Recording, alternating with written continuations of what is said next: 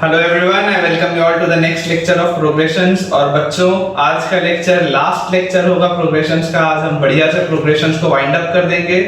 आज के लेक्चर में SS theoretical point of view से पढ़ने की चीजें कोई बहुत खास नहीं है, लेकिन आज के लेक्चर में मोस्टली हम जो करेंगे वो आपके क्वेश्चंस की प्रैक्टिस होगी। So let's start with today's first question. ठीक है बच्चों, तो देखो सवाल में हमारे सामने लिखा हुआ है if n is a root of the equation, एक क्वाड्रेटिक लिखा हुआ है, and if n harmonic means are inserted between a and c, जो a और c यहाँ पे टर्म्स हैं, show that the difference between the first and the last mean is equal to ac into a minus c। अब जैसे बेटा मैंने आपको बताया कि show that वाले जो सवाल होते हैं उन्हें बेहद आसानी से अगर हम चाहें तो हम कन्वर्ट कर सकते हैं किसमें, या तो मोर देन वन करेक्ट में, या सिंगल करेक्ट ऑप्शंस में, या इंटीजर टाइप में। हमारी इच्छा है, हम उसको कैसे भी कन्वर्ट किया जा सकता है। ठीक है, कैसे भी हम उसको कन्वर्ट कर सकते हैं। तो चलिए यहां से अगर बेटा हम इसका सॉल्यूशन देखें, ठीक है। अब इस सवाल में मैं आपको एक जो चीज सिखाऊंगा आप देखिए। कई बार क्या होता है, जैसे अगर मान लीजिए बोला जाता है, कई बार क्या होता है, जैसे मान लीजिए अगर बोला जाता है कि n is a root of a quadratic equation, तो कई सारे बच्चे एक गलती ये कर देते हैं कि वो उस रूट की वैल्यू को निकालने की कोशिश करने लग जाते हैं। बट हमें कई बार बेटा क्वेश्चंस में ये भी ध्यान रखना है कि it's not necessary to find out the root, it's not necessary to find out the root. अगर आप कोई एक ऐसा इक्वेशन बना लें, या अगर आप कोई एक ऐसी कंडीशन बना लें जिससे आपका सवाल सॉल्व हो जाता हो, तो वो भी एक तरीका होता है। जैसे मैं क्या बोलना चाहता हूं कि अगर आप n का वैल्यू निकालना की कोशिश करेंगे, क्वाड्रेटिक फार्मूला अगर आप लगा के n की वैल्यू निकालने की अगर आप बेटा कोशिश करेंगे, तो सवाल आपका अटक जाएगा, बहुत मुश्किल होगी सवाल सॉल्व करने में। लेकिन अगर मुझे पता है कि n जो है इस क्वाड्रेटिक का एक रूट है, so can I right n square into 1 minus ac minus n into a square plus c square minus 1 plus ac is equal to 0। फिलहाल के लिए हम ये वाली चीज लिख सकते हैं यहाँ पर। अब इसको फिलहाल के लिए हम इतना लिख के छोड़ देते हैं, देखते हैं इसका आगे क्या यूज है। ठीक है, यहाँ पे देखिए if n harmonic means are inserted between a and c, अगर मान लीजिए a और c मेरे पास दो नंबर्स हैं और इनके बीच में अगर मैंने हार्मोनिक मीन्स इंसर्ट करना स्टार्ट किए, और अगर मान लीजिए मैंने n हार्मोनिक मीन्स इंसर्ट कर दिए, तो ये टोटल नंबर ऑफ टर्म्स मेरे पास n+2 हो चुके हैं। और इनके रेसिप्रोकल किस में होंगे? अरिथमेटिक मीन में होंगे, AP में होंगे। मतलब 1/a 1/h1 1/h2 so on till 1/hn and 1/c, ये सारे टर्म्स किस में होंगे? एक अरिथमेटिक प्रोग्रेशन में होंगे। तो यहां से आपको क्या लिखा गया कि show that the difference between the first and the last mean, difference between the first and the last mean मतलब क्या? h1 minus hn। इस h1 minus hn की वैल्यू मुझको h के बराबर प्रूव करनी। ठीक है, तो यहां से अगर बेटा मैं कैलकुलेट करने की कोशिश करूं, तो सबसे पहले तो आप देखिए हम जो लिख सकते हैं मैं आपको वो बता देता हूं। अगर हम इसमें कॉमन डिफरेंस निकालें इस अरिथमेटिक प्रोग्रेशन का, तो देखिए लास्ट टर्म क्या है? 1/c and this will be equal to first term plus क्या होता है उसके बाद n-1 into d होता है। यहाँ पर n क्या है? टोटल नंबर ऑफ टर्म्स कितने? यहाँ पर बेटा total number of terms n+2, total number of terms n+2, तो यहाँ पे क्या आ जाएगा? n+2 - 1 into d, है ना। n की जगह यहाँ पे n+2 आ जाएगा, क्योंकि वहां पर n क्या होता था? टोटल नंबर ऑफ टर्म्स होता था। यहाँ पर total number of terms n+2 है, क्योंकि h1 से hn तक n टर्म्स, ये n+1 टर्म, ये n+2 टर्म। ठीक है, तो यहां से अगर हम कॉमन डिफरेंस की वैल्यू निकालें, तो this will B 1/c minus 1/a is equal to n+1 times d, और आई can say that a minus c by ac times n+1 is equal to common difference. ये मेरे पास कॉमन डिफरेंस आ चुका है इस arithmetic progression में। ठीक है, अगर मैं 1/h1 की वैल्यू बोलूं, तो 1/h1 की बोलो वैल्यू किसके बराबर होगी? 1/a प्लस कॉमन डिफरेंस के बराबर, और कॉमन डिफरेंस क्या है? a minus c by ac times n+1, यही है कॉमन डिफरेंस। तो ये मैंने निकाल लिया 1/h1 को। अगर मैं इसको थोड़ा सा सिंपलीफाई कर लूं, तो मुझे ये दिखाई देता है कि एलसीएम जो होगा दोनों का वो आएगा ac times n+1। यहाँ पर a ऑलरेडी मौजूद है, तो यहाँ पे मेरे पास आ जाएगा c into n+1 ऊपर और plus a minus c। So this gives me, ये देखो cn, फिर ये plus c minus c cancel out, तो cn plus a by AC times n plus 1 and this is 1 by h1। तो h1 की value will be AC into n plus 1 by Cn plus a। ये जो बेटा मेरे पास value आई है ये किसकी आ गई, हार्मोनिक मीन 1, h1 की वैल्यू आ चुकी। अगर हम hn की वैल्यू निकालें, तो देखिए यहाँ पर 1 by hn will be equal to, सोच के देखो ये वाला कौन सा नंबर का टर्म, अगर ये पहला टर्म था और फिर ये n टर्म है, मतलब ये वाला n plus 1h टर्म, ये वाला n plus 1h टर्म, तो this will B 1 by a plus n plus 1 minus 1 into d, ठीक है ना, क्योंकि अब यहाँ पे टोटल नंबर ऑफ टर्म्स इसके लिए क्या हो गया, n plus 1 हो गया। अगर हम यहाँ से बेटा देखेंगे तो 1 by hn is equal to 1 by a plus यहाँ पे n और into कॉमन डिफरेंस क्या है, a minus c upon AC into n plus 1। बहुत आसानी से बेटा ये चीज दिखाई देती है कि ये दोनों का जो LCM आएगा वो क्या आएगा, AC into n plus 1 आएगा। तो यहाँ पर हम लिख सकते हैं AC into n plus 1 और इसके बाद ऊपर आ जाएगा C into n plus 1 और plus AN minus CN and this will be 1 by HN।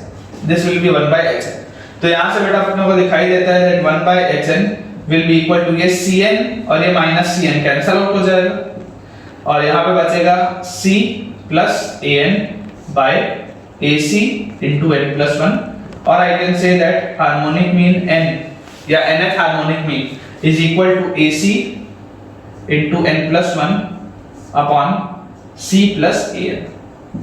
H1 की वैल्यू भी मेरे पास आ चुकी है, Hn की वैल्यू भी मेरे पास आ चुकी है, ये दोनों वैल्यूज मेरे पास। अगर H1 और Hn बेटा दोनों की दोनों वैल्यूज मेरे पास है तो अपने को निकालना क्या था, H1 minus Hn निकालना। तो H1 minus Hn जब हम करेंगे तो बताओ क्या आएगा, मैं इसमें से मतलब AC into n plus 1 upon Cn plus a, अगर मैं माइनस इसको करना बोलता हूँ AC into n plus 1 upon C plus AN, अगर मैं ये माइनस करने बोलता हूँ तो यहाँ पे मैं क्या लिख सकता हूँ, देखो ये AC into n plus 1 तो मुझको क्लियरली दिखता है कि दोनों में से कॉमन आ जाएगा, AC into n plus 1 दोनों में से कॉमन आ जाएगा न्यूमरेटर में से। तो यहाँ पर बचेगा 1 by Cn plus a, यहाँ पे बचेगा 1 by C plus AN। Directly लिख रहा हूँ बेटा, आप चाहो तो एक स्टेप और लिख सकते हो, C plus AN minus Cn minus a upon Cn plus a times C plus AN। मैंने डायरेक्टली LCM लेके लिख दिया, आप अगर चाहो तो आप उसको एक स्टेप और बढ़ा के लिख सकते हो। यहाँ से बेटा आप देखो, यहाँ से अगर हम न्यूमरेटर को ऑब्जर्व करें, तो देखो ये C minus Cn, तो इसको मैं क्या लिख सकता हूँ, देखो अगर हम इसको न्यूमरेटर को ऑब्जर्व करें तो numerator can be written as, दोनों में से C कॉमन आया तो अंदर बचेगा 1 minus n, देखो C minus Cn है, दोनों में से C कॉमन आया तो अंदर बचेगा 1 minus n। और अगर ये माइनस a और प्लस an है तो अगर मैं माइनस a कॉमन ले लूं, माइनस a और प्लस an में से अगर मैं माइनस a कॉमन ले लूं तो अंदर बचेगा 1 minus n। ध्यान से देखो C minus Cn, ये C minus Cn minus a plus a, और इन दोनों में से भी बेटा अगर 1 minus n कॉमन आ जाएगा तो अंदर बच जाएगा C minus a, 1 minus n common आ जाएगा तो अंदर बच जाएगा C minus a।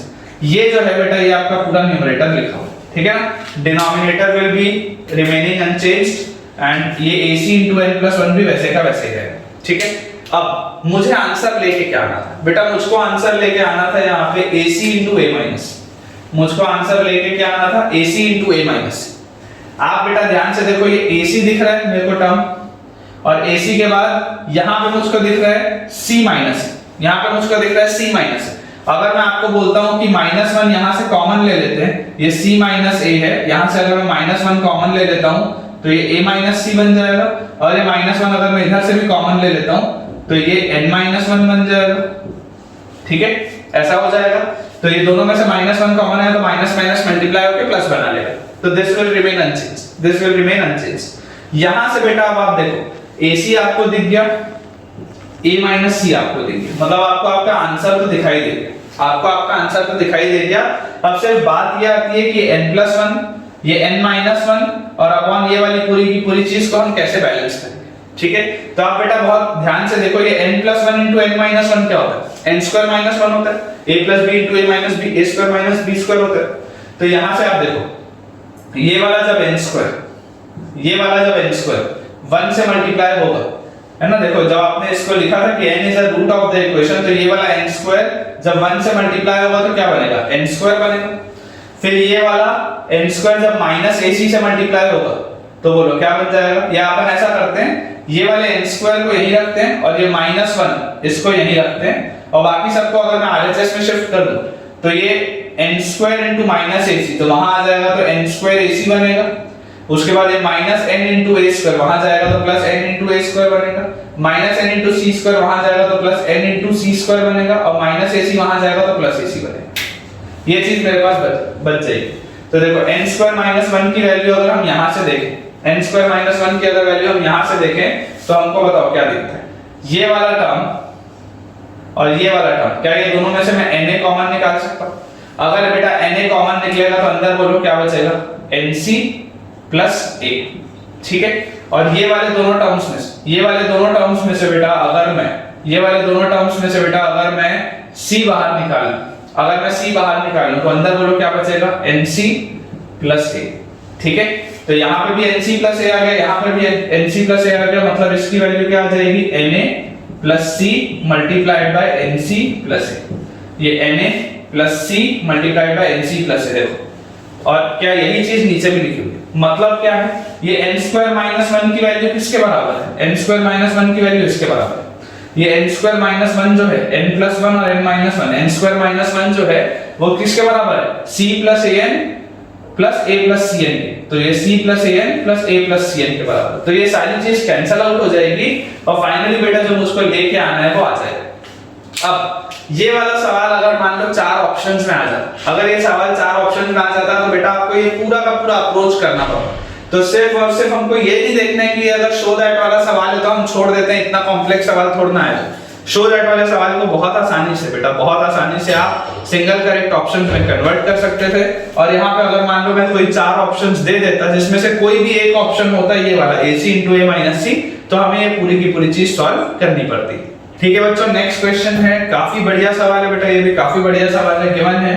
Given that cubic ax³ - ax² + 9bx - b = 0 where a is not equal to 0, क्योंकि क्यूबिक इक्वेशन है, has all 3 positive roots। इसके जितने भी बेटा रूट्स हैं वो सारे के सारे क्या हैं, positive. Find the harmonic mean of roots independent of a and b, सबसे पहली चीज। hence deduce that the roots are all equal, find also the minimum value of a + 2। अब ये सवाल बेटा क्योंकि इस फॉर्मेट में लिखा हुआ, ये सवाल क्योंकि इस फॉर्मेट में लिखा हुआ है तो बेहद आसान दिखता है, लेकिन अगर मान लो आपके पास सवाल में सिर्फ ये लिखा होता कि गिवन दैट द क्यूबिक, ये क्यूबिक इक्वेशन है, हैज ऑल 3 पॉजिटिव रूट्स, तो find the roots, find the roots. मान लो अगर आपको सीधा सीधा सवाल दे दिया होता कि फाइंड द रूट्स, ठीक है, तो ये वाला सवाल बहुत डिफिकल्ट हो जाता। क्यों? क्योंकि आप बेटा सोच ही नहीं सकते थे कि क्यूबिक सॉल्व करने में am, gm, hm का भी कांसेप्ट आ सकता है। यहाँ पे तो आपको दिया हुआ है कि हार्मोनिक मीन पहले निकालो और उसके बाद डिड्यूस करो कि रूट्स इक्वल। लेकिन अगर मान लो आपके पास सवाल, अगर मान लो आपके पास सवाल में बेटा सिर्फ और सिर्फ लिखा होता कि ये क्यूबिक इक्वेशन है और इसके रूट्स बताओ, तो ये सोच पाना नियरली असंभव है कि इसमें am, gm, hm का कांसेप्ट लग सकता है। पॉइंट बेटा ये समझने का कि हमको थोड़ा सा अपने आप को अवेयर रखना पड़ेगा। ये सारे के सारे सवालों को करवाने का जो इकलौता रीजन है वो यही है कि अब कम से कम इसके बाद आपका दिमाग इस तरीके से चले कि अगर आप कोई भी ऐसा सवाल देखते हैं तो आपका ध्यान जाना चाहिए कि हाँ भाई, अगर ये कन्वेंशनल तरीके से सॉल्व नहीं हो रहा, क्यूबिक को सॉल्व करने का ऐसा कोई तरीका तो है नहीं, हिट एंड ट्रायल मेथड हम लगाते हैं कि x को 0 रखो, 1 रखो, -1 रखो, 2 रखो, -2 रखो, कोई ना कोई में आंसर निकल आता है। लेकिन अगर मान लो कन्वेंशनल मेथड से सॉल्व नहीं हो रहा है और अगर फिर भी हमें रूट्स निकालना है, तो एक बार ये कोशिश बेटा जरूर करके देखनी चाहिए कि कहीं सारे रूट्स बराबर तो नहीं है। एक बार रूट्स का am निकाल लेते हैं, एक बार रूट्स का gm निकाल लेते हैं या hm निकाल लेते हैं, और अगर इक्वल आ गया तीनों में से कुछ भी दो तो आपके पास रूट्स इक्वल आ जाएंगे। इस तरीके का अप्रोच अपने को पता होना चाहिए। तो चलो अगर हम बेटा सवाल को सॉल्व करें कि अगर हमारे पास एक क्यूबिक दिया हुआ है ax³ - ax² + 9bx minus b is equal to 0। ये हमारे पास क्यूबिक। इसमें लिखा हुआ है इसके तीन पॉजिटिव रूट्स है। Find the harmonic mean of roots independent of a and b। Harmonic mean of roots, अगर मान लो आपके पास 3 roots alpha beta and gamma, अगर मान लो आपके पास 3 रूट्स है अल्फा बीटा और गामा, तो harmonic mean of the roots, harmonic mean of the roots कल बेटा इसका हमने रिजल्ट देखा था, this will be 3 upon 1 by alpha plus 1 by beta plus 1 by gamma. अगर बेटा आपको इसमें कोई भी डाउट आ रहा है तो एक बार पिछला वाला आप लेक्चर देख लो, उसमें मैंने आपको बताया था कि 3 टर्म्स का हार्मोनिक मीन कैसे निकाला जाता है या n टर्म्स का हार्मोनिक मीन कैसे निकाला जाता है, मैंने बताया। ठीक है, तो यहां से बेटा अगर हम इसको सॉल्व करेंगे तो दिस विल बी 3 अपॉन, इसको हम लिख सकते हैं beta gamma plus alpha gamma plus alpha beta, और डिनोमिनेटर में आएगा अल्फा बीटा गामा, एलसीएम लेंगे जो घूम के ऊपर जाएगा तो उसको मैं लिख सकता हूं अल्फा बीटा गामा डायरेक्ट। ठीक है, तो this is equal to what, 3 into product of roots. Product of roots क्या होता है, minus b by c by minus d by, मतलब minus of constant term divided by coefficient of x cube, minus of constant term divided by coefficient of x cube, तो वो आ जाएगा minus of constant term मतलब b divided by coefficient of x cube मतलब a upon ये क्या है बेटा, ये है आपका sum of product of roots taken two at a time. वो क्या होता है, minus b by c by, मतलब coefficient of x upon coefficient of x cube. क्या होता है, coefficient of x upon coefficient of x cube. तो coefficient of x क्या है 9b upon coefficient of x cube क्या है, ठीक है, काफी अच्छा सवाल, काफी अच्छा सवाल। तो यहां से आप देखेंगे बेटा ये b बाय a और ये वाला b बाय a तो कैंसिल आउट हो जाएगा, 3 बाय 9 बचेगा which is equal to 1 by 3 by 9 बचेगा which is equal to 1 by 3। अब आप ये समझो कि आपने हार्मोनिक मीन आपको बोला गया था निकालने के लिए, इसलिए आपने बेटा जब हार्मोनिक मीन निकाला तो उसकी वैल्यू 1 बाय 3 आ गई, उसमें कोई चैलेंज नहीं। लेकिन अगर मान लो आपको सवाल में ये हार्मोनिक मीन का जिक्र नहीं किया होता, अगर आपको सिर्फ ये क्यूबिक देके बोल देता कि भाई रूट्स निकालो, ये भी नहीं बोलता कि रूट्स इक्वल है, सिर्फ बोल देता फाइंड द रूट्स, हालत खराब हो जाती बेटा सवाल सॉल्व करने में, क्योंकि आपको आइडिया ही नहीं लगता कि इसमें AM GM HM का भी कंसेप्ट लग सकता है। तो चलो अगर हमने हार्मोनिक मीन निकाल लिया और बेटा अगर हार्मोनिक मीन की वैल्यू 1 बाय 3 आई है, let us calculate arithmetic mean. Let us calculate arithmetic mean. तो arithmetic mean of 3 roots alpha beta gamma will be alpha plus beta plus gamma by 3। Arithmetic mean तो simple होता है, अगर ये arithmetic mean इनका होगा तो ये क्या है, सम ऑफ रूट्स, और सम ऑफ रूट्स क्या होता है, minus times of coefficient of x square divided by coefficient of x cube. तो minus times of coefficient of x square, coefficient of x square क्या है a, सॉरी माइनस a, तो minus times of minus a divided by coefficient of x cube क्या है a upon 3। तो यहां से बोलो a से a कैंसिल आउट हो गया, माइनस माइनस 1 हो गया, तो ये आपको हो गया 1 बाय 3। क्या हमने ऑब्जर्व किया कि arithmetic mean is coming equal to harmonic mean, AM और HM दोनों के दोनों क्या आ रहे हैं, सेम आ रहे हैं। If arithmetic mean equals harmonic mean, then there's only one possibility, there's only one condition कि जो तीनों रूट्स होंगे वो बराबर होने पड़ेंगे, है ना। आपके पास बेटा AM और HM या AM GM HM बराबर कब आते हैं, AM GM HM बेटा बराबर सिर्फ और सिर्फ तब आते हैं जब सारे के सारे जो नंबर्स होते हैं या जो टर्म्स होते हैं वो बराबर होते हैं। So we can safely say that this alpha will be equal to beta will be equal to gamma, है ना। We can safely say that alpha will be equal to beta will be equal to gamma सिर्फ और सिर्फ तब AM will be equal to HM, है ना। AM will be equal to HM सिर्फ और सिर्फ तब। Once we have proved this thing कि रूट्स आपके बराबर होंगे, तो अब आप बेटा देखो आपको क्या बोला जा रहा है, a plus b की मिनिमम वैल्यू बताओ, a plus b की मिनिमम वैल्यू बताओ। अगर मान लो सबसे पहले मैं अगर रूट्स की बात करूं तो मुझको बताओ सम ऑफ रूट्स तुम्हारे पास कितना है, sum of roots alpha plus beta plus gamma, sum of roots था माइनस b बाय a, मतलब minus times of coefficient of x square divided by coefficient of x cube. तो minus times of coefficient of x square क्या है, minus a divided by coefficient of x cube क्या है a।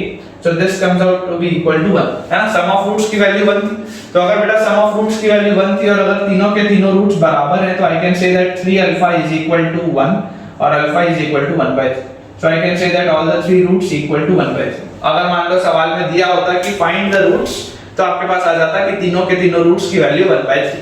अब हमें क्या बोला गया, find also the minimum value of a plus b। Find also the minimum value of a plus b। तो हम ऐसा करते हैं, let us calculate the product of roots. Let us calculate the product of roots. तो जो product of roots बेटा होगा वो क्या होता है? प्रोडक्ट ऑफ रूट्स क्या होता है? Minus b by c by minus d by, मतलब minus times of constant term divided by coefficient of x cube.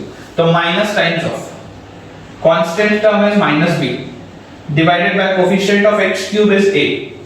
तो अगर हम प्रोडक्ट ऑफ रूट्स देखें तो product of roots comes out to be b by a। Product of roots comes out to be b by a and product of roots, तीनों roots क्या है? 1 by 3 है। तो I can say that 1 by 3 का whole cube is equal to b by 1 by 3 का whole cube is equal to b by, क्योंकि 1 by 3 तीनों है तो तीनों जब आपस में मल्टीप्लाई होंगे तो 1 बाय 3 का होल क्यूब बच जाएगा। So from here we will be getting 1 by 27. 1 by 27. So if b by a comes out to be 1 by 27 and a and b are both natural number because 1 भी natural है 27 भी natural है, तो the minimum value of a plus b will be 28. The minimum value of a plus b will be 28. काफी बेटा बढ़िया सवाल है। I hope आपको ये बहुत अच्छे से समझ में आया होगा। ठीक है बच्चों, अगला सवाल जो है वो जेईई 2007 का है, 12 मार्क्स का सवाल। एक कॉम्प्रिहेंशन बेस्ड सवाल है, पैराग्राफ का क्वेश्चन है जिसमें तीन क्वेश्चन है और हर सवाल 4-4 मार्क्स का। 12 मार्क्स का सवाल है और इजी, देखने में जरूर खतरनाक दिख रहा है कि ना जाने क्या होगा, लेकिन आसान सवाल। ठीक है, चलो let us start solving it. लिखा हुआ बेटा, let VR denote the sum of the first items of an AP. Generally हम क्या बोलते हैं? एपी के टर्म्स के सम को एसआर बोलते हैं, एसएन बोलते हैं, इसमें वीआर बोल रहे हैं, जस्ट टर्म्स का डिफरेंस और कुछ नहीं। तो आपको बोला जा रहा है let VR denote the sum of the first items of an AP whose first term is r. First term जो है बेटा, जो जनरली हम ए बोलते हैं, first term r and the common difference, जो कॉमन डिफरेंस हम जनरली डी बोलते हैं, उसकी वैल्यू है 2r-1। ठीक है, और टोटल नंबर ऑफ टर्म्स जो n हम बोलते हैं वो दिया हुआ है r, फर्स्ट आइटम्स का सम, और जो हम s बोलते हैं, sn बोलते हैं, वो आपको दिया हुआ है vr। ठीक है, एक एपी का। तो आप मुझको ये बताओ कि अगर मैं vr की वैल्यू निकालूं, तो vr की वैल्यू क्या होगी? n/2 मतलब r/2 into 2a plus n-1 into d। तो n-1 मतलब r-1 into d मतलब 2r-1। ये आना चाहिए vr की वैल्यू। ठीक है, जैसे ही बेटा हम इसको सॉल्व करेंगे तो देखिए यहां से आ जाएगा r/2 multiplied by this will B 2r plus यहां पे आ जाएगा r जब 2r से मल्टीप्लाई हुआ तो 2r स्क्वायर, r जब -1 से मल्टीप्लाई हुआ तो -r, -1 जब -2r से मल्टीप्लाई हुआ तो -2r, और फिर यहां आ गया +1। और अगर मैं इसको थोड़ा और सिंपलीफाई करूं और ये जो r बाहर है उसको भी अंदर ले जाऊं तो this will be half times ये वाला देखो 2r स्क्वायर, तो 2r स्क्वायर और r मल्टीप्लाई होगा तो क्या आएगा? 2r क्यूब आएगा। फिर ये 2r - 2r ये तो कैंसिल आउट हो गया। यहाँ पे है -r और r जब मल्टीप्लाई होगा तो क्या आएगा? -r स्क्वायर, और ये r जब 1 से मल्टीप्लाई होगा तो क्या बनेगा? +r बनेगा। ये मेरे पास बनना चाहिए vr। ठीक है, अब मुझको क्या बोला है इसमें? देखो सम निकालने, the some v1 v2 v3 v4 ऐसा करके vn तक। पहले पार्ट में क्या बोला गया? द सम v1 v2, देखो बाद वाली चीज अपन बाद में पढ़ेंगे ना। tr का भी जिक्र नहीं है, tr का जिक्र सेकंड वाले सवाल में, qr का जिक्र नहीं है, qr का जिक्र थर्ड वाले सवाल में, तो इसको अभी नहीं पढ़ेंगे। अपन सिर्फ वो vr दिया हुआ था, पहला सवाल है, पहले उसको बनाने का ट्राई करते हैं। ठीक है ना, तो अब आपको बोला गया है कि आपको बेटा v1 v2 v3 ऐसा करके vn तक का सम बताना है। तो आप सोच के बताओ कि अगर मैं आपको बोल देता हूं कि भैया समेशन vr निकाल लो r = 1 से n तक, अगर मैं आपको बोलता हूं कि समेशन vr निकाल लो r = 1 से n तक, तो देखो क्या आ जाएगा? Half times twice of r³ लिखा है। इसका जब समेशन करोगे तो कितना आएगा? वो n * n+1/2 का होल स्क्वायर। ठीक है, यही चीज आ जाएगी। उसके बाद माइनस r² लिखा है, वो कितना आ जाएगा? n * n+1 * 2n+1/6, और फिर प्लस r लिखा है तो ये अपने पास आ जाएगा n * n+1/2 इस तरीके से। ठीक है ना, अब जैसे बेटा हम इसको सिंपलीफाई करेंगे, हमको देखना है कि इनमें से कौन सा ऑप्शन बन रहा है, तो सिंपलीफाई करके देख लेते हैं। सबसे पहली चीज आप देखो यहां पर बेटा, मैं इसी में अब थोड़ा सा कैलकुलेशन कर रहा हूं, ये आ जाएगा हाफ मल्टीप्लाइड बाय, यहाँ पर अपने पास लिखा हुआ है ट्वाइस, है ना, ट्वाइस ऑफ, ये पूरी चीज है। नीचे 2 का स्क्वायर आएगा तो वो 4 खुलेगा, तो अगर मैं नीचे एक 4 का मतलब 4 में से 2 का फैक्टर कट कर दूं तो 2 बचेगा। और यहाँ पर ऊपर मेरे पास क्या है, n into n plus 1 का whole square, n into n plus 1 का होल स्क्वायर, ठीक है। तो आप बेटा ऐसा सोचो कि ये n into n plus 1 यहाँ पर भी है, n into n plus 1 यहाँ पर भी, और n into n plus 1 last वाले में भी। सोच के देखो, ये n into n plus 1 इधर भी है, n into n plus 1 इधर भी है, और n into n plus 1 का होल स्क्वायर यहाँ पर भी। तो अगर मैं ऐसा कर लूं कि यहाँ पर हाफ के साथ साथ n टाइम्स n plus 1, मान लो अगर मैं ये कॉमन ले लूं, हाफ के साथ साथ n टाइम्स n plus 1 अगर मैं कॉमन ले लूं, ये 1 से मल्टीप्लाई होगा तो यही रहेगा। हाफ टाइम्स अगर मैं n into n plus 1 बाहर ले लूं पूरे में से, तो अंदर बताओ मेरे पास क्या बचेगा। अंदर आ जाएगा बेटा n into n plus 1, क्योंकि ये वाला 2 नीचे वाले एक 2 से कट चुका है और एक n into n plus 1 बाहर आ चुका है, माइनस 2n plus 1 by 6 और प्लस हाफ। ये चीज अपने पास बननी चाहिए, ठीक है ना।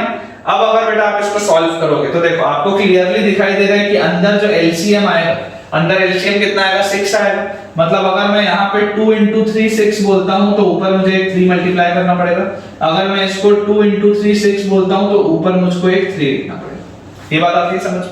यहाँ से अगर हम देखें तो देखो n into n plus 1 by 2, ये पूरा बेटा हम समेशन वी आर निकाल रहे हैं ना, जो पहले वाले पार्ट में हमको लेके आना समेशन वी आर, ठीक है ना। ये पूरी की पूरी चीज क्या है, समेशन वी आर, तो जो आप निकाल रहे हो।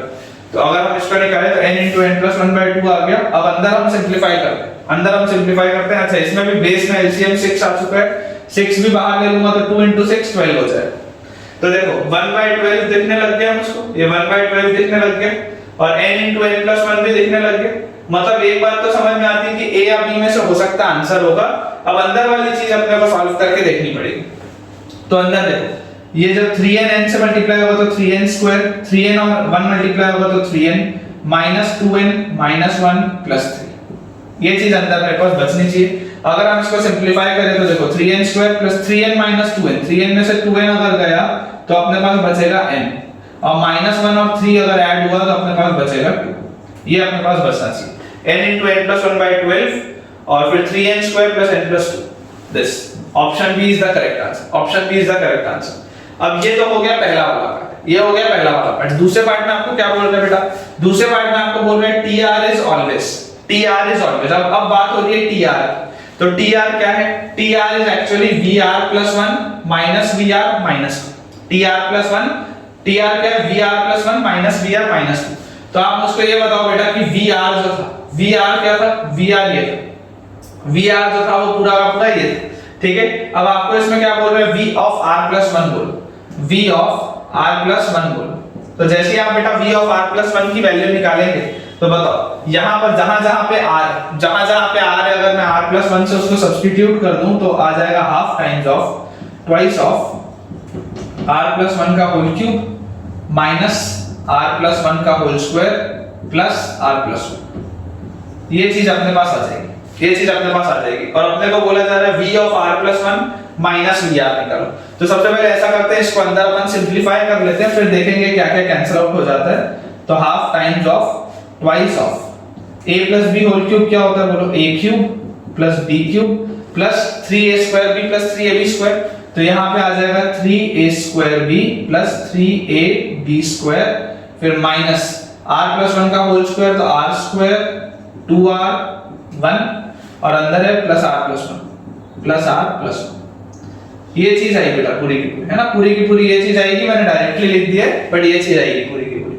अब एक सेकंड, यहाँ पे ब्रैकेट यहाँ नहीं आएगा, ये ट्वाइस ऑफ ये था तो r क्यूब इधर पे आएगा ब्रैकेट, ठीक है ना। तो अब देखो यहाँ पर बेटा अपने को क्या क्या दिख रहा है, ये वाला -1 और ये वाला +1 तो कैंसिल आउट हो जाएगा, ठीक है। अगर मैं इसको फाइनली डायरेक्टली लिखूं तो ये आ जाएगा half of twice of r cube. इसके बाद देखो 2 into 3r स्क्वायर मतलब कितना हो जाएगा 6r स्क्वायर। तो ये 6r स्क्वायर में से r स्क्वायर गया तो बचेगा क्या 5r स्क्वायर। उसके बाद 2 into 3r 6r, 6r में से 2r गया, कितना बचा 4r, 4r में r जुड़ा 5r। और उसके बाद देखो ट्वाइस ऑफ 1 मतलब 2 2 में से कुछ भी नहीं गया क्योंकि इधर कोई भी कांस्टेंट टर्म नहीं है, तो सिर्फ बचा 2। ये अपने पास बचा, ये आ गया Vr+1। ठीक है, अब Vr+1 अपने पास है, Vr अपने पास है। अगर आप बेटा बोला जाता है Vr+1 में से Vr को माइनस करो, अगर बेटा आपने को बोला जाता है कि Tr क्या था, Vr+1 में से Vr को आप माइनस करो, तो देखो जब आप दोनों को माइनस करोगे बेटा, मैं यहाँ पे जगह है थोड़ी सी, यहाँ पे लिख देता हूँ। जैसे हम इसको माइनस करेंगे तो अपने पास आ जाएगा हाफ टाइम्स ऑफ, दोनों में देखो हाफ कॉमन है, ये वाला 2r³ और ये वाला 2r³ तो कैंसिल आउट हो जाएगा। जैसे आप माइनस करोगे तो ये वाला 2r³ और ये वाला 2r³ कैंसिल आउट हो जाएगा। इसके बाद 5r² में से जब आप r² माइनस करोगे तो क्या आएगा, 6r² आएगा। ठीक है, उसके बाद 5r में से जब आप r को माइनस करोगे तो आपके पास क्या आएगा, 4r आएगा। ठीक है, और इसके बाद बेटा ये ट्वाइस है ना, यहाँ पे ट्वाइस और यहाँ पे अंदर कुछ भी नहीं, तो अंदर यहाँ पे कुछ भी नहीं है तो क्या बचेगा, 2 बचेगा। ठीक है, माइनस करोगे तो ये चीज आ जाएगी, और इस पूरे के बाद -2 और लिखा, इस पूरे के बाद -2 और लिखा होगा, तो यहाँ पे अपन ने -2 और कर दिया। ठीक है, हमको बेटा एक चीज दिखाई देती है कि ये तीनों टर्म्स में 2 का फैक्टर कॉमन है, so we can say this to be, ये 6 हो जाएगा 3, ये वाला 4 हो जाएगा 2 और ये वाला 2 हो जाएगा 1, है ना। थोड़ा सा अपने पास स्पेस का शॉर्टेज है, इसलिए मैं डायरेक्टली यहीं पे कर दी। 2 का फैक्टर कॉमन लेके कट कर दोगे तो ये बचेगा, और ये 1 में से 2 गया तो अपने पास बचेगा -2। तो फाइनली बेटा जो Tr अपने पास आया, this Tr came out to be 3r² plus 2r minus 1। आप सॉल्व करके देखना, Tr आ जाएगा 3r² plus 2r minus 1। तो ये जो 3r² है, यहाँ पे देखो Tr जो था, ये जो Tr था ये इसकी वैल्यू आ गई 3r² plus 2r minus 1। अब पूछा क्या जा रहा है, Tr is always। आप मुझको एक बात बताओ बेटा कि जब आप r की वैल्यू 1 रखोगे, तो 3 plus 2 5 minus 1 4 आ गया T1 की वैल्यू। जब आप r की वैल्यू बेटा 2 रखोगे तो 2 का square is 4 into 3 12 plus 4 is 16 minus 1 is 15।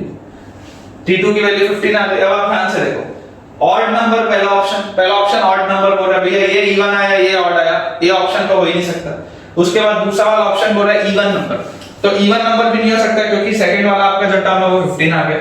तीसरा ऑप्शन बोल रहा है प्राइम नंबर, प्राइम तो कतई नहीं है बेटा, ये 4 है ये 15 है, दोनों कंपोजिट। चौथा ऑप्शन है कंपोजिट नंबर। तो क्योंकि मेरे 3 ऑप्शन ऑलरेडी एलिमिनेट हो चुके हैं तो मैं जबरदस्ती आगे के टर्म्स नहीं देखूंगा और मैं सीधा बोल दूंगा that D option is the correct answer. अब क्यू आर आपको क्या दिया हुआ, क्यू आर बेटा आपको दिया हुआ था Tr+1 माइनस Tr, है ना। दो अपने सॉल्व हो गए। अगर हम बात करते हैं क्यू आर की, तो आपके पास क्यू आर दिया हुआ था Tr+1 माइनस Tr। अब आप ध्यान से देखो, यहां पर बेटा आपके पास Tr के Tr की जो वैल्यू आपके पास है वो 3r² plus 2r minus 1। तो आप मुझको ये बताओ बेटा कि T of r+1 क्या होगा, T of r+1 क्या होगा। जैसे मैं r से r+1 को सब्स्टिट्यूट कर दूंगा r की जगह पे, तो थ्राइस ऑफ r+1 का whole square plus twice of r+1 और माइनस, यही चीज आएगी।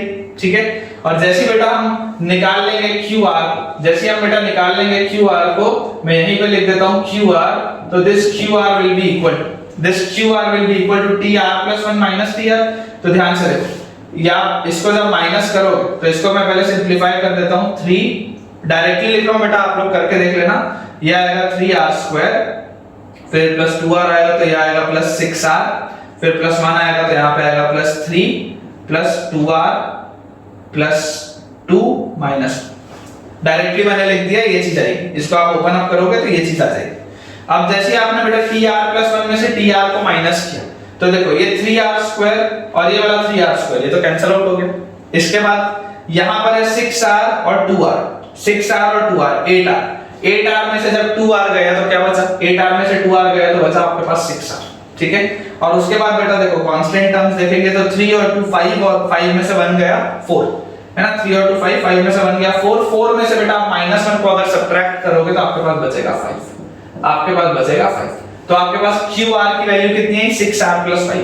अब आपको बोला जा रहा है कि Q1 Q2 Q3 ये सारे के सारे टर्म्स किस में होंगे, तो आप ध्यान से देखो, जब आप बेटा निकालोगे Q1, R की जब मैं वैल्यू 1 डालूंगा तो 6 + 5 आ जाएगा 11।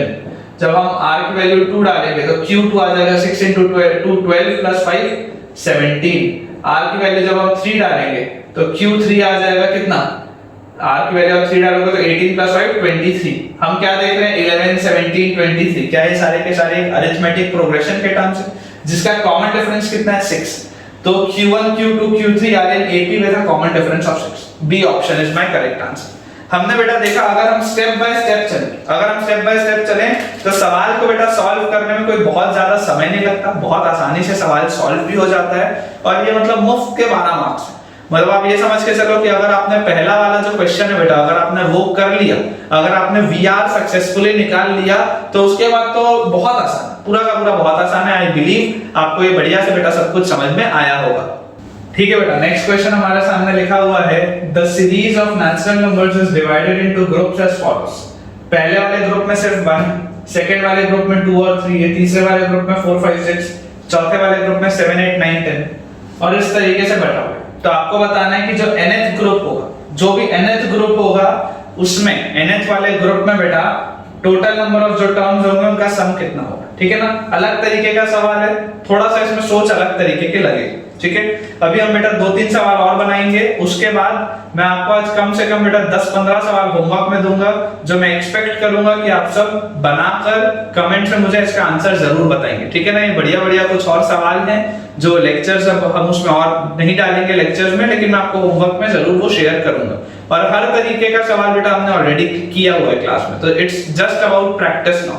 ठीक है सर, यहाँ पर बेटा आप एक चीज देखो कि पहले वाले ग्रुप में सिर्फ 1 है, ठीक है ना, दूसरे वाले ग्रुप में 2 है, तीसरे वाले ग्रुप में 3 है, चौथे वाले ग्रुप में 4 है। तो एक बात तो समझ में आती है कि जो nth ग्रुप होगा उसमें टोटल नंबर ऑफ एलिमेंट्स जो होंगे वो n होंगे, ये बात तो समझ में आती है। अच्छा, इसके बाद क्योंकि हमको ये पता है कि ये सारे के सारे टर्म्स AP में है, क्योंकि एक सीरीज है नेचुरल नंबर है तो सारे के सारे टर्म्स AP में है ना। दूसरे वाले में भी देखो ये दोनों AP, 3 में AP, 4 टर्म्स AP में, सब AP में दिए हुए। तो मुझे ये भी समझ में आता है कि ये सारे के सारे टर्म्स जो n होंगे वो AP में भी होंगे, जिनका अगर AP में है और क्योंकि नेचुरल नंबर है तो कॉमन डिफरेंस तो 1 होगा, ये बात तो पता चलती है। अब सिर्फ और सिर्फ बेटा मैटर ये करता है कि जो nth वाला मेरा ब्रैकेट होगा उसका पहला एलिमेंट क्या है। जैसे देखो दूसरे ब्रैकेट का पहला एलिमेंट 2 है, तीसरे ब्रैकेट का पहला एलिमेंट 4 है, चौथे ब्रैकेट का पहला एलिमेंट 7 है। तो आपको इसमें पैटर्न ढूंढना पड़ेगा कि जो पहला वाला ब्रैकेट है, पहले वाले जो मतलब जो ब्रैकेट का पहला वाला एलिमेंट है वो उसमें क्या पैटर्न चल रहा है। अगर वो पैटर्न पता चल गया तो अपना सवाल हो जाएगा। तो यहां से देखो, अगर मैं आपको बोलता हूं कि बेटा पहला वाला ब्रैकेट 1 से शुरू हुआ, दूसरा वाला ब्रैकेट 2 से शुरू हुआ, तीसरा वाला ब्रैकेट 4 से शुरू हुआ, चौथा वाला ब्रैकेट 7 से शुरू हुआ। सिमिलरली देखो 7 8 9 10 के बाद पांचवा वाला जो ब्रैकेट होगा वो किससे शुरू होगा, 11 से। अच्छा 11 के बाद वाले में देखो जो पांचवा ब्रैकेट होगा उसमें 5 एलिमेंट होंगे, तो 11 12 13 14 15 ये 5 एलिमेंट होंगे। इसके मतलब उसके बाद वाला ब्रैकेट कहां से शुरू होगा, 16 से। तो इसमें देखो आपको निकालना पड़ेगा पैटर्न। अगर मान लो मैं इन सारे के सारे टर्म्स का सम n बोलता हूं, ठीक है, Sn बोलता हूं, तो इन सारे के सारे अगर मैं टर्म्स का सम Sn बोलता हूं तो ये आप मान लेते हैं अपन चल रहा है अपना nth ब्रैकेट के पहले टर्म का। Tn क्या है, Tn will be the first term, Tn will be the first element of the nth bracket, है ना। ये पहले ब्रैकेट का पहला एलिमेंट, दूसरे ब्रैकेट का पहला एलिमेंट, तीसरे ब्रैकेट का पहला एलिमेंट, चौथे ब्रैकेट का पहला एलिमेंट। उसी तरीके से Tn जो होगा इस सीरीज का जो nth टर्म होगा that will be the first element of the nth bracket, ठीक है। तो यहां से बेटा आप देखो क्या आपको ये दिखाई देता है कि जो difference of the terms are in AP, ध्यान से देखो 2 - 1 1 है, 4 - 2 2 है, 7 - 4 3 है, 11 - 7 4 है, 16 - 11 5। Difference of the terms are in AP। तो आप याद करो बेटा डिफरेंस मेथड हमने पढ़ा है। डिफरेंस मेथड में मैंने आपको क्या बताया था कि सेम सीरीज को दोबारा लिख लो,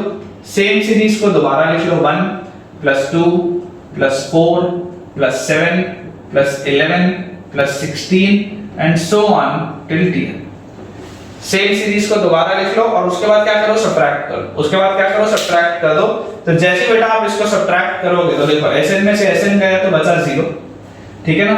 उसके बाद ये वाला 1 वाला एलिमेंट तो खाली बच जाएगा, और डायगोनली अगर मैं सब्ट्रैक्ट करना चाहूं तो देखो 2 में से जब मैं 1 माइनस करूंगा तो 1 बचा, 4 में से जब मैं 2 माइनस करूंगा तो 2 बचा, 7 में से जब मैं 4 माइनस करूंगा तो 3 बचा, 11 में से जब मैं 7 माइनस करूंगा तो 4 बचा। और ये पूरी चीज कहां तक चलेगी, इधर 1 बचा, 2 बचा, 3 बचा, 4 बचा, ऐसा करके अगर मैं डायगोनली जाऊंगा तो मेरे पास यहाँ पे n-1 टर्म्स आएंगे, मेरे पास यहाँ पे n-1 टर्म्स आएंगे, ये बात समझ में आती है। और यहाँ पर मेरे पास -tn खाली बच जाएगा, जैसे यहाँ 1 खाली बचा था यहाँ पे -tn खाली बचेगा क्योंकि मैंने सब्ट्रैक्ट किया। अगर इस -tn को बेटा यहाँ से उठा के हम LHS में ले आए तो this will be my tn, ठीक है। और यहाँ से आप बेटा देखो 1 प्लस, क्या ये अब एक अरिथमेटिक प्रोग्रेशन है जिसका कॉमन डिफरेंस 1 है, जिसमें total number of terms n-1 है, so can I write it as n-1/2 which is n/2 into 2a plus n-1 into d। ध्यान से n-1 जब आप बोलते हो 2a plus n-1 into d, उसमें n क्या होता है, टोटल नंबर ऑफ टर्म्स होता है।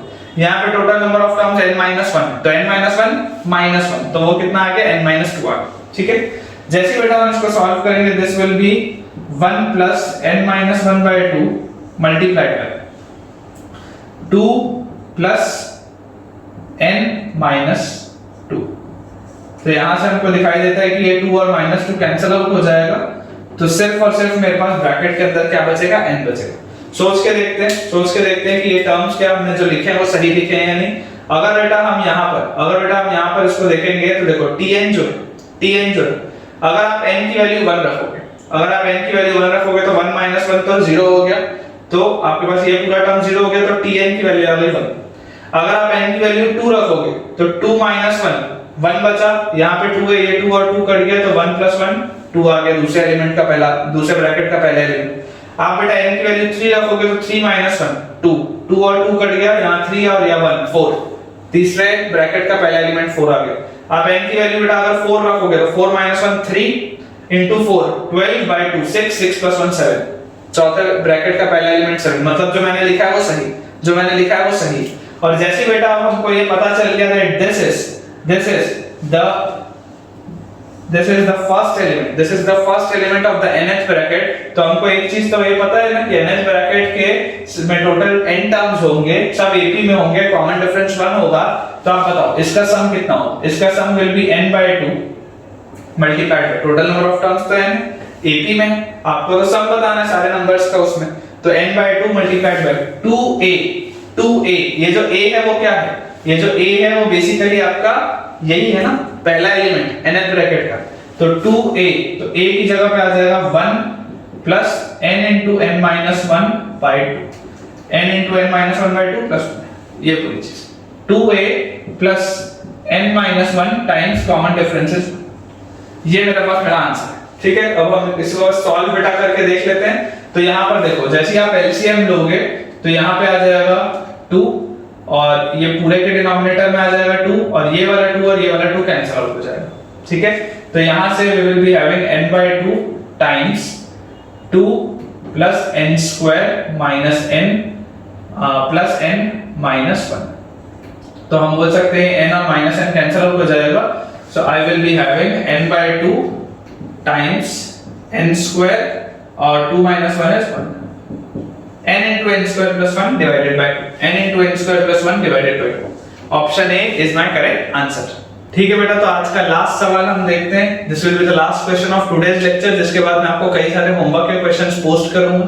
अब बेटा देखो ये वाला जो सवाल है, ये वाला सवाल बहुत ज्यादा स्पेसिफिक एक तरीके से सॉल्व होगा, क्योंकि अगर आप बेटा इसको देखेंगे तो इसको एज सच सॉल्व कर पाना बहुत मुश्किल है, इसको एज सच सॉल्व कर पाना बहुत मुश्किल है, क्योंकि इसमें कहीं से भी difference of the terms create कर पाना या कुछ भी और चीज कर पाना पॉसिबल नहीं है ना, पॉसिबल नहीं। तो अगर मान लेते हैं बेटा, अगर मान लेते हैं कि इस पूरे की वैल्यू s है, ठीक है, अगर मान लेते हैं कि इस पूरे की वैल्यू s है, अब आप एक चीज ये मान के चलो, आप एक चीज ये मान के चलो कि हमने बेटा एक कोई पैटर्न बनाना है, हमने इसमें कोई एक पैटर्न बनाना है। आप ऐसा सोचो कि देखो अगर मेरे पास ये 1/x + 1 वाला टर्म है, 1/x + 1 वाला टर्म, अगर इमेजिन करो कि अगर मैं आपको बोलता कि 1 मैं क्या यहां पर लिखूं, मान लो अगर मैं यहां पे लिखता हूं 1/x - 1, मान लो अगर मैं एक टर्म लिखता हूं 1/x - 1 और अगर मैं इससे इसको सब्ट्रैक्ट करता हूं तो बोलो मेरे पास क्या मिलेगा, मेरे पास क्या मिलेगा, यहां पे बेटा मेरे पास मिल जाएगा x + 1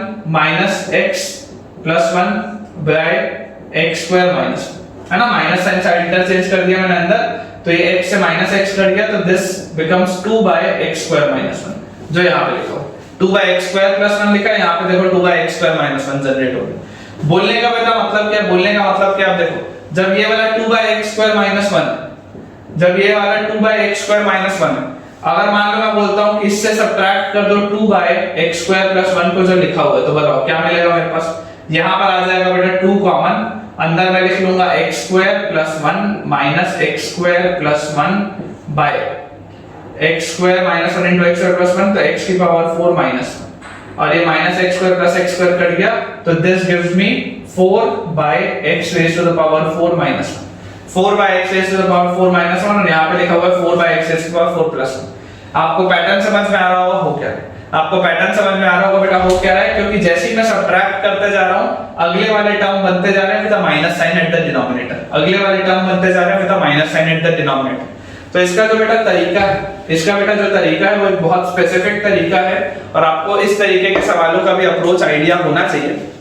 तो देखो अगर मान लो इस पूरे को हमने s माना है, अगर अपने इस पूरे को s माना है, इफ आई से let's do this 1 by x minus 1 minus s should be equal to 1 by x minus 1 minus s should be equal to, तो देखो यहां पे मैं ऐसा लिख सकता हूं 1 by x minus 1 minus, और ये s की जगह पे अगर मैं ये पूरी चीज लिख दूं 1 by x plus 1 plus 2 by x square plus 1 plus 4 by x raised to the power 4 plus 1 and so on till 2 raised to the power n by x raised to the power 2 raised to the power n plus 1। ठीक है, जैसे बेटा ये वाली चीज हमने करी, तो यहां से देखो अगर मैं इसको अब सॉल्व करूंगा तो ये 1 by x minus 1 और minus 1 by x plus 1, जैसे ही हम इन दोनों को सॉल्व करेंगे, इन दोनों को हम जैसे सॉल्व करेंगे तो देखो क्या आएगा, बेस पे तो बनेगा अपने पास x स्क्वायर माइनस 1, है ना, एलसीएम जब लोगे तो बेस पे तो बनेगा x स्क्वायर माइनस 1, ये वाला x plus 1 यहां आएगा और माइनस इसमें से होगा x minus 1, तो मेरे पास न्यूमरेटर में बोलो क्या बन जाएगा, न्यूमरेटर में बेटा मेरे पास आ जाएगा यहाँ पे x और माइनस x कैंसिल आउट, तो 1 और 1 2 by x square minus 1, 2 by x square minus 1। जब ये वाला 2 by x स्क्वायर माइनस 1 इससे क्लब होगा, जब ये वाला 2 by x स्क्वायर माइनस 1 इससे क्लब होगा, देखो ये माइनस साइन के साथ, ये माइनस साइन अंदर गया तो अपने पास क्या आ जाएगा 2 by x square minus 1 minus 2 by x square plus 1। जैसे आप ये वाली चीज करोगे पूरे में से 2 बाहर आ गया, 2 बाहर आने के बाद देखो अंदर क्या बचा, x square plus 1 minus x square और plus 1 by x raise to the power 4 minus 1, a square minus b square क्या आ जाएगा x raise to the power 4 minus 1। यहां से भी देखो ये x स्क्वायर और माइनस x स्क्वायर कट गया, so this comes out to be 4 upon x raise to the power 4 minus 1, 4 upon x raise to the power 4 minus 1। ये वाली अब चीज क्लब किससे होगी, इसके साथ होगी, ये माइनस साइन के साथ ये भी है, तो अगला जो टर्म होगा वो क्या बन जाएगा, अगला टर्म मेरे पास बन जाएगा 8 upon x raise to the power 8 minus 1। Pattern समझ में आ रहा है, हो क्या रहा है बेटा, न्यूमरेटर वाला टर्म 2 से मल्टीप्लाई होते जा रहा है, न्यूमरेटर वाला टर्म 2 से मल्टीप्लाई होते जा रहा है। देखो पहले वाले टर्म में 1 था तो वो 2 से मल्टीप्लाई करके न्यूमरेटर में 2 आ गया, फिर 2 था तो न्यूमरेटर में आपके पास 4 आ गया, 4 था तो न्यूमरेटर में आपके पास 8 आ गया, तो आपके पास हो क्या रहा है, जो पूरा का पूरा न्यूमरेटर वाला टर्म है वो 2 से मल्टीप्लाई होता जा रहा है, एंड उसके साथ क्या हो रहा है बेटा, जो चीज न्यूमरेटर में लिखी है वही चीज x के पावर में, जो चीज न्यूमरेटर में लिखी है वही चीज x के पावर में, जो चीज न्यूमरेटर में लिखी है वही चीज x के पावर में।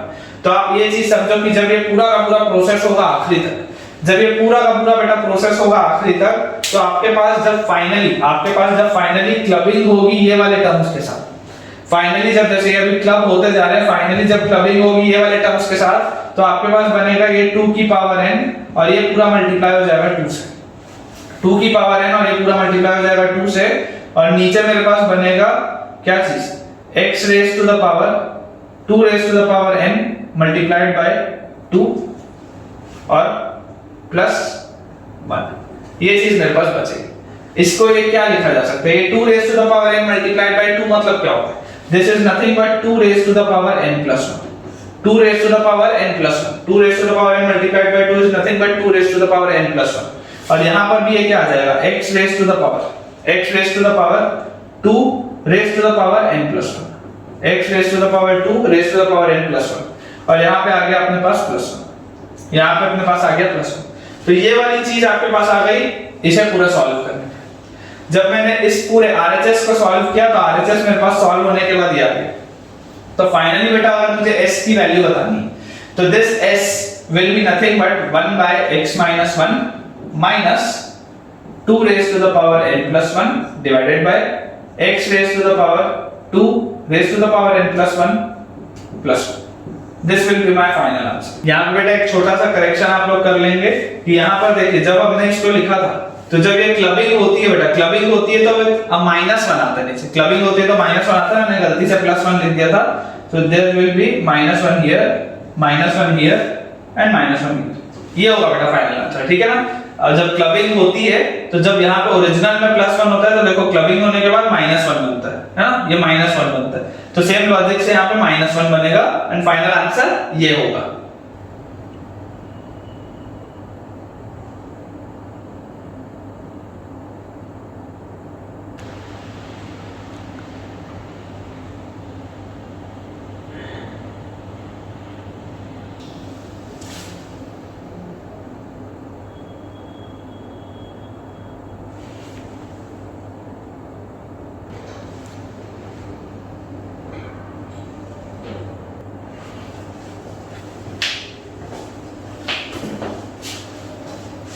ठीक है बच्चों, so these are the 18 homework questions and with this we have come to the end of today's lecture and also we have completed progressions in detail।